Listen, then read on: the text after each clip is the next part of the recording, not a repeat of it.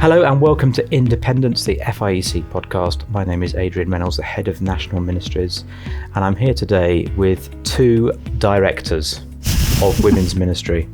Both have the same title, but slightly different jobs. Yes. Rachel, Director of Women's Ministry. Yes. Tell us what your job is.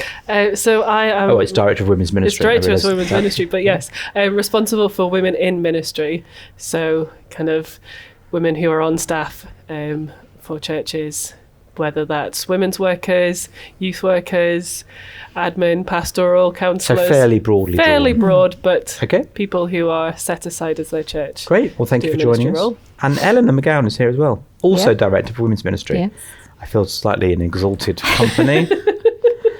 Elinor, you have a slightly different take on your ministry. Tell us what that involves. Yes, so primarily I'm working with ministry wives. So Rachel and I, our roles overlap quite a bit, but we... So very often the ministry wife will also be the person who's... At times. Serving Some ministry wives are employed in the church and do a formal role, but many aren't, and their roles will be very varied depending on all sorts of factors. Great. Well, thank you for joining us. You're also a member of our senior leadership team. I want to say that as well. Now, we're here at the Hub conference. You can probably, if you're watching, you can see it behind me. If you're not, if you're listening, me doing that doesn't tell you anything. Doesn't really work on radio, does it? We're here at the Hub conference, which is a conference for those considering ministry. It's a bit smaller than it has been in previous years, but it's just a joy, isn't it, to spend with people who are at that really critical stage, and perhaps we'll talk about that another time. But we're here today to talk about another conference, or a couple of conferences that are coming up in the springtime. Now, if you're a bloke listening, watching, do not switch off, right? Absolutely not. This is for you. So you might think, I'm just going to pass the link along to my wife or to women's work in the church. This is for you. So we're talking about two conferences. They are called Thrive. Yep. That's on my left. Yep. And Ministry Wives. Retreat on my right. They run kind of back to back. Yeah. So in my mind, I often sort of think about them as one amorphous blob, but they're two different conferences. And let's say who they're for first of all, and then we'll go straight into why blokes should be listening to this. Okay. So Thrive, which goes first. Yep. Runs on Monday to Wednesday. In ministry. It's for women in ministry. Anyone who's been set apart by their church in a role, generally in a paid role in their church. Right, okay. Ministry Wives Retreat. I'm guessing that we can work this out, but tell us anyway, Elinor. Yes, obviously for ministry wives, they need to be together. They need to be either in an FIEC church or married to a member of our FIEC pastors network. Okay, so that's the criteria. Yeah. Right. Now, we've just about kept the blokes for long enough. Now we need to tell them why this is really important for them. So let's talk about women serving in churches first of all. Why is a conference like this essential? Well, why is it essential that this is on the radar of a senior pastor, eldership, people like that? Why is it important that we put it on their radar? I guess because they're the ones who can enable the women to be able to go. Yeah. So often churches have, I guess, limited budgets in terms of what conferences are available for people. But actually having the senior leader encouraging the women to a conference or a retreat is part of their role and part of their job to ensure that they have that opportunity. So sometimes the woman will be able to ask and know that that's a conversation she can have, but actually oftentimes it's actually really encouraging if the pastor has heard of something and thought that would be useful for the woman.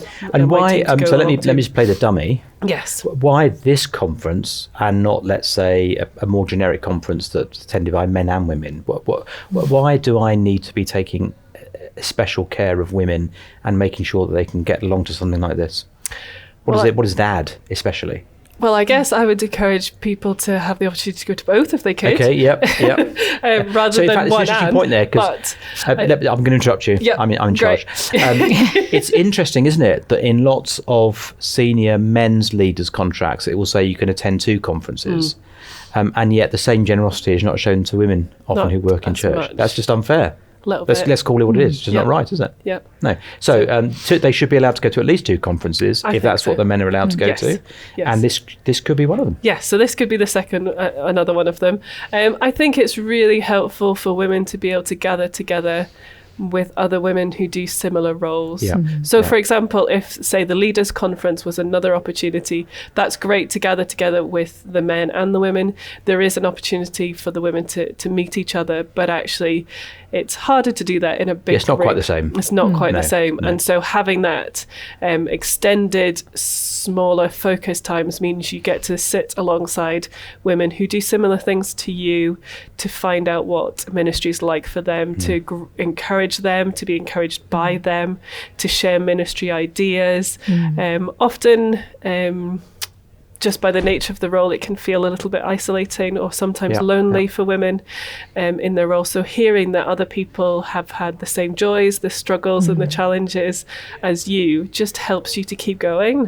And so having that time, I think as well for women in ministry is they can often find they're often the one leading, they're often the one doing the teaching. Lots of giving. And so actually coming to a conference which is they can sit and be fed, it might be the only time in the year that happens. So actually the church is going to be blessed by that. It's not just about blessing the individual, although, let's be honest, that would be reason enough to do it. Yes.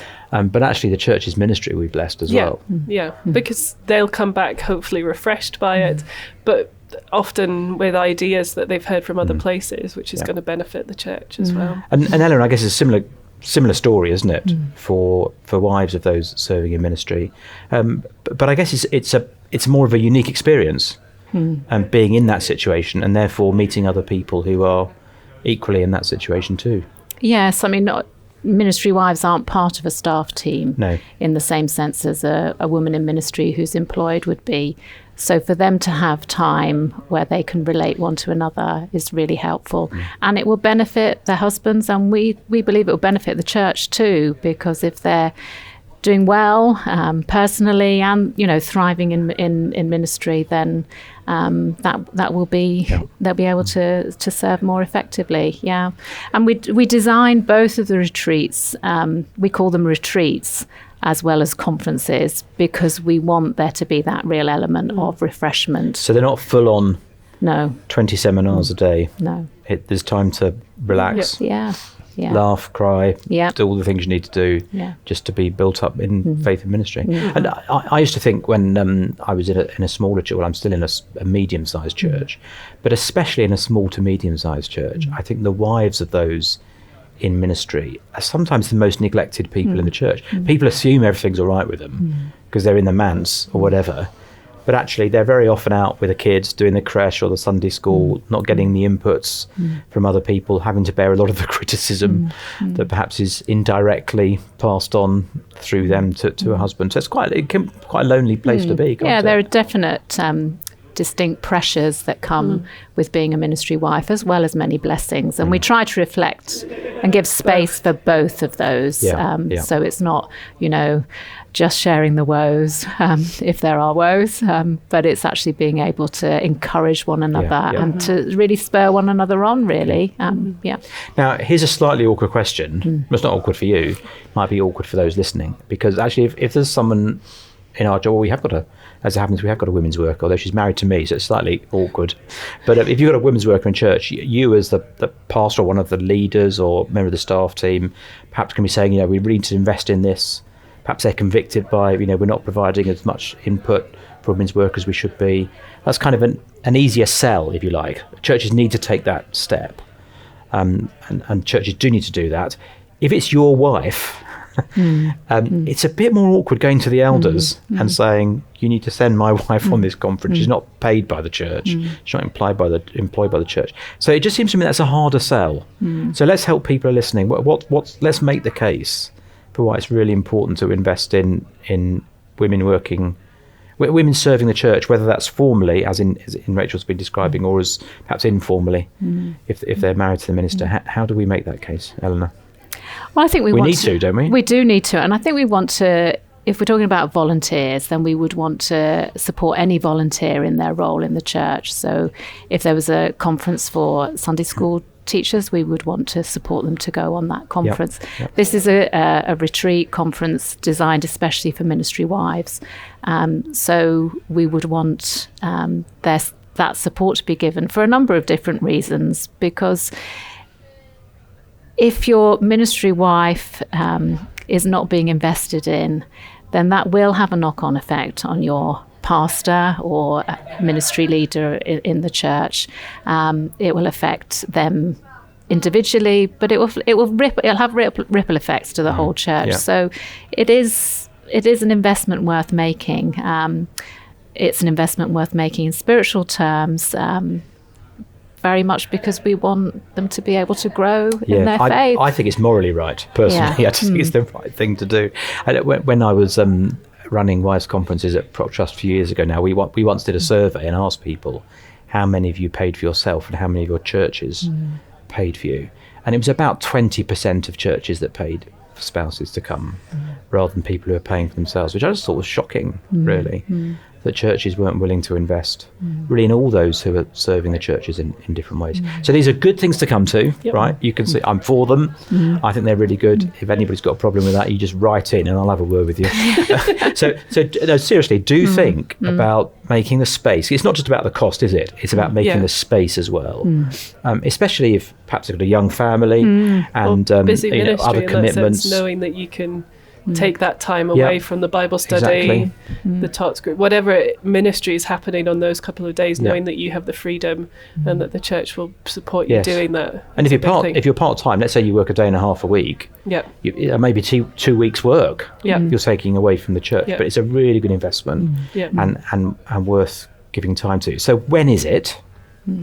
Who's going to answer that question? I don't know the answer, so you're going to have to help me. So Thrive is the 29th of April to the 1st of May. So that's a Monday through to Wednesday lunchtime. Yes. And then Ministry Wives starts on the 1st of May, 2 hours later after we say bye-bye to the women in ministry. So you get a 2-hour break? We do, yeah. Do you go and sleep in that break? No, we have little jobs to do to welcome Ministry Wives. So Ministry Wives is from the 1st of May to Wednesday the 1st of May to Friday the 3rd of May. Okay, and where is it? It's at the Hayes, isn't it, Rachel, where we were last year? Yeah, the Hayes Conference in Derbyshire. Okay, so Swanwick and Derbyshire, just off the M1, very easy to get to. Yeah, easy to get to from Scotland. Is it? Yeah.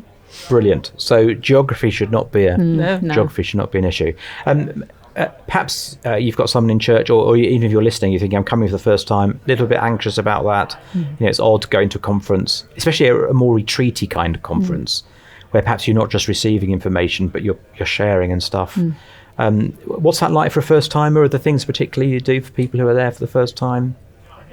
Well, we have small groups, don't we? So we have groups where they can get to know a smaller number of women. Right. The conferences aren't massive, so we're not talking huge numbers.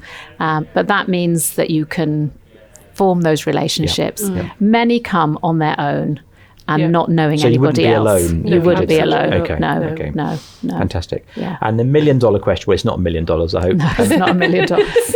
It's what we meant to say is it's worth $1 million. That's a bit cheesy, isn't it? But it is. How much does it cost? So Thrive is £248. It's cheap at the price. Yes. Yep. And Ministry Wives Retreat is £238. Now, there is a reason for that, because Thrive have an extra meal. Okay, so it's a little bit longer. £10 buys you an extra meal. Yeah. Buys you a lovely lunch. I thought you were going to say there's sort of whiskey provided in the first week or something. There's tea and coffee on tap all the way through. There is a bar. Yeah, there is a bar. So you do want to have that whiskey, but that's a complete distraction there. So this is, you can tell I'm really enthusiastic about this. This is a really important thing, isn't it, for churches to get behind. And it doesn't matter whether you're a smaller church, medium, larger sized church. The need to invest in those who are serving is still really important across the board, actually. These are two particular conferences we put on, but actually the principles apply to all those who are serving in church, doesn't it? And there are other conferences available perhaps for people who are working in other niche areas, and we need to get behind those too. So thanks for joining us. Basically the last week in April, first week in May. Yeah. I think it's worth saying that the invitations have gone out for Thrive, But if you're listening and you haven't got one, or the woman in your church hasn't got one, just get in touch with either myself or the FIEC officer. So we can send an invitation. Church leaders should not wait for the women's worker to come to them and say, is it possible for me to go to Thrive? They should be saying, this or something like this is really important for investing in you, and that's what we should be doing. So there are events pages on our website with all the details. Rachel is speaking at Ministry Wives. I'm speaking at Thrive. So it's kind of crossover. Exciting. It's a great partnership. And what are you speaking on? Do you know yet? Yeah, Revelation. Yep. Top. And I'm speaking on meeting Jesus. Some of the I am sayings. Yeah. Brilliant. I love it. I love it a lot. Thank you very much. We commend them to you. In the show notes, we'll put a link through to the website where the details are, and also a link to the bookings, which are now open. So do book.